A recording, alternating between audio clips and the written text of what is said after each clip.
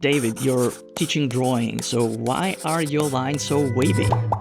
I guess that's a fair question, because many people try for months and years to improve their lines, make them better, straighter, cleaner, more precise. But here's the weird part. Many architects and designers, even the most influential ones, they intentionally draw imperfect lines. And the reason for that has almost nothing to do with their drawing skill, it's actually much deeper.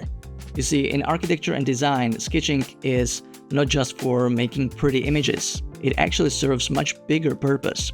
It's an essential tool for thinking, for brainstorming, for iterating ideas, and solving problems.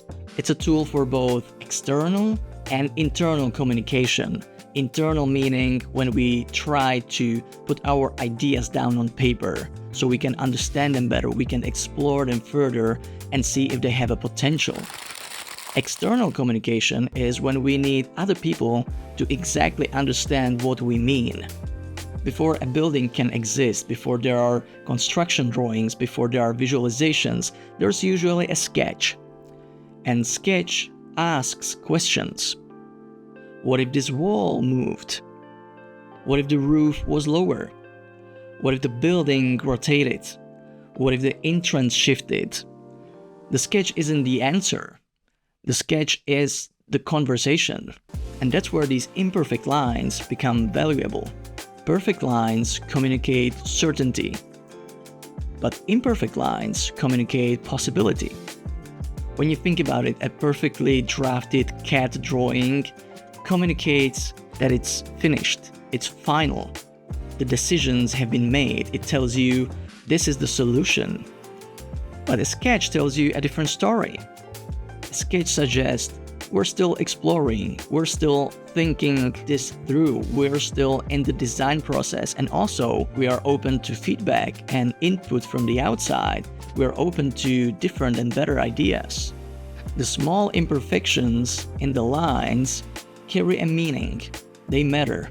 They show there's a human process behind it, that the design is still alive and nothing's set in stone yet. In this way, a sketch opens a dialogue rather than just a one-way communication. That's one of the reasons why architects have used sketches for generations. And the sketches are imperfect not because the architects couldn't draw a straight line or they didn't have a ruler, or surely not because they lacked technical skill. The perfection was never the point. The point was communication. And that's why I don't worry too much about the imperfections in my sketches and that my lines are not razor straight. Because every line has a meaning, has a story, has a thought behind it, and the imperfection that it carries, that also matters. One of my favorite definitions of a designer is this. Designer is someone who solves problems and communicates solutions. And I still believe that sketching is an essential tool for both of these roles. So the next time you see wavy or wiggly lines in one of my sketches or some other architects or designer sketches, don't disregard them immediately as mistakes. Think of them as evidence of process, as evidence of human touch behind that design. Because sometimes an imperfect line says a lot more than a perfect one ever could.